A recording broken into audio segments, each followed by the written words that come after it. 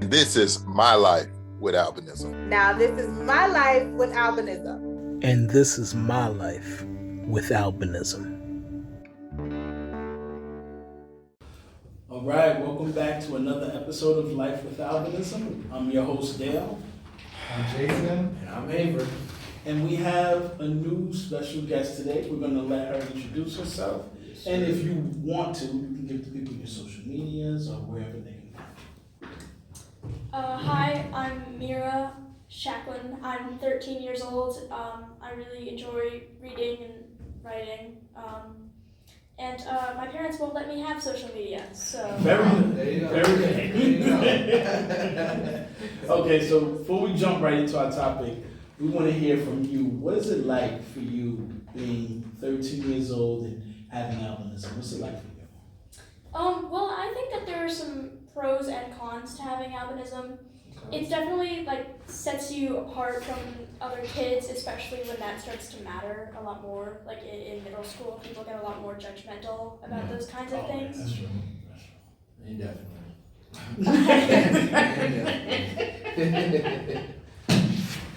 Also, Well, people will still not really understand why I might need certain things that they don't. yeah.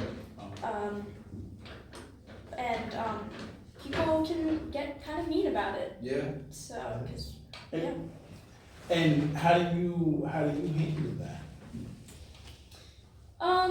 Well, there are a number of ways I've learned to handle it.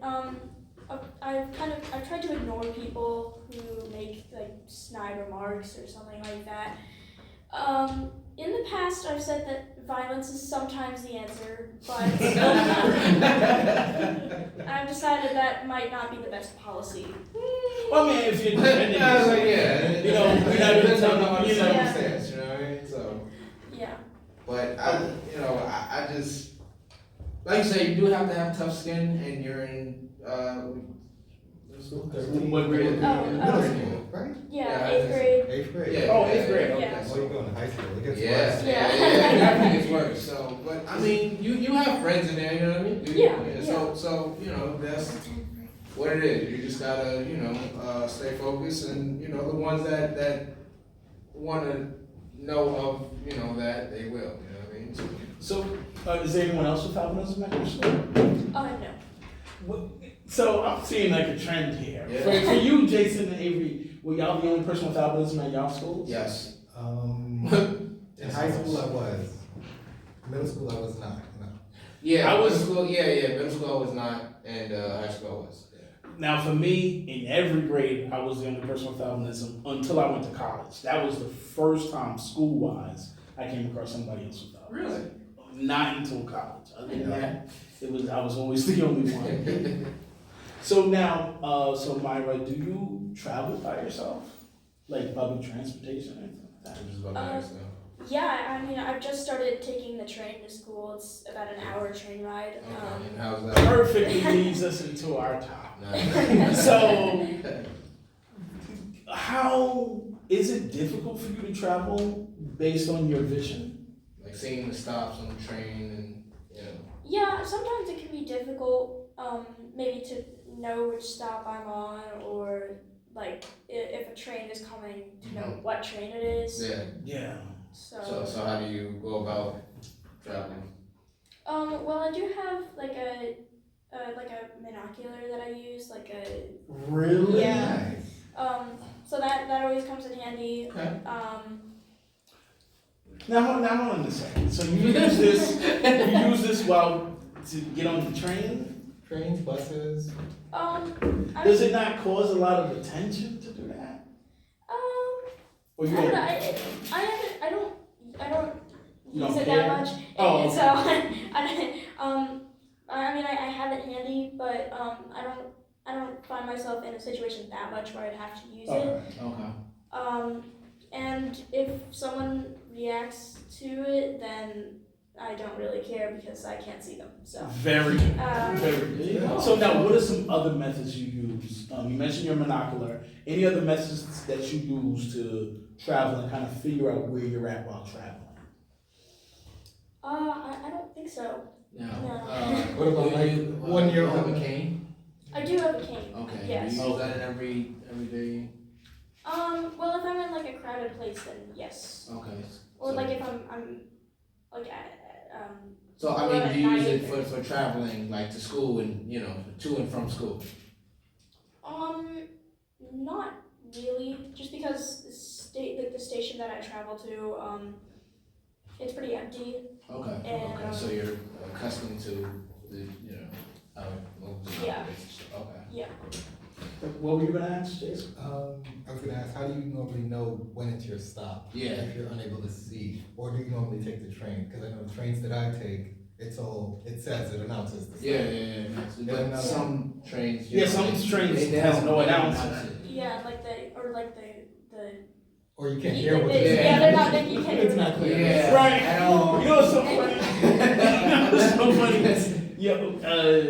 Avery had always had this inside joke about the train because you could never hear what stop they're on. Right, like So- the next stop is Girl Scout. Like what?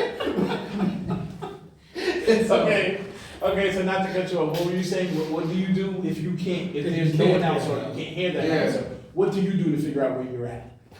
Well, honestly, if I know I'll be taking one of those kinds of trains, then usually beforehand I'll map out the route on my phone, Okay. and like I'll check where I am to see if I'm heading in the right direction or I'm at my stop. Okay. Yeah. Okay. Enough. Now, for me, what I try to do is I try to sit the closest to like the windows and the doors so that I can see, so I can try to read. Now, usually it has like the large print once you're going past the stop. But if the train is moving too fast, I can't really catch it until the train stops. And then of course the normal stuff, like I'll ask somebody beside me, I'm like, hey, what stop is this? And then also you said, kind of mapping it out. Like if I know, okay, I'm at this stop and I know the stop I need to get to is 4 stops away, I'll just be conscious of counting the stops and know, okay, I'm at the 4th one. I do the same thing. Or I have some kind of landmark, like I need to get off by the McDonald's. Yeah. Right. I know that's my stop. Now see, for me, I don't know about y'all, but for me, it's even harder to travel by bus because of that, because the bus announcer hardly ever announces the stops. Yeah. So you can only go by your vision. Yeah. And I definitely ain't gonna be able to read the road sign, so I have to look for landmarks, like he said, like, okay, this is by the McDonald's, so once I pass by the arches, I know to get off. Yeah. Or if it's like, okay, this is right by the Target or something. Yeah. So what's your best method when it's the bus and you have to go only off vision and nothing else? Definitely the landmarks, like number one strategy, but you can also ask the bus driver to announce your stop. Oh yeah, you can do that. You can Yeah. do that, so. I don't mind asking the bus driver just because most bus drivers always have attitude or Yeah. so That's- yeah. Yeah, you need to be kind of wary of that. Yeah, but, you just gotta know where you're going. So. But, some of the newer bus lines, some of the newer buses in the Bronx, they announce the stop, each stop. Okay. Yeah. It's- Or it's they an have a automated little voice. Yeah. television that'll tell you. But probably one of the most effective ways is definitely knowing your landmarks, or possibly, knowing the amount of stops may not be so helpful because the bus could be express, the bus could be local, or somebody may request a stop that's sooner than your stop. So definitely landmarks is the best. Also speaking to the bus driver, like you said, I've done that a few times where usually when I was going somewhere new. If I was going somewhere new, I would tell the bus driver, hey, can you tell me when we get to East Tremont and whatever? And for me, that's probably the best things. Or if I'm with somebody, I always use them as my eyes. Anytime I'm with somebody, I'm like, hey, this is where we're getting off at. You pay attention because you're going to be the only one that can read the signs to know where we're at. He's not lying, he does that. Yeah, he definitely did that to me. So is there any other tips and tricks transportation-wise that we As have? far as transportation, I would say resources, you know that you do qualify for a half-fare Metro card. Oh yeah, we didn't talk about that. Yeah. Did you know that? I did not know that. Did you know that you qualify for Access-a-Ride? You also qualify for Access-a-Ride. Did you know that? I did not. She's so like, I don't know. All right, so here's another thing. if you have albinism, And a visual impairment. and well, you're gonna have a visual impairment if you have Not all people. albinism, but all of our visions are different, right? So if your visual impairment is strong enough, you will definitely qualify for Access-a-Ride.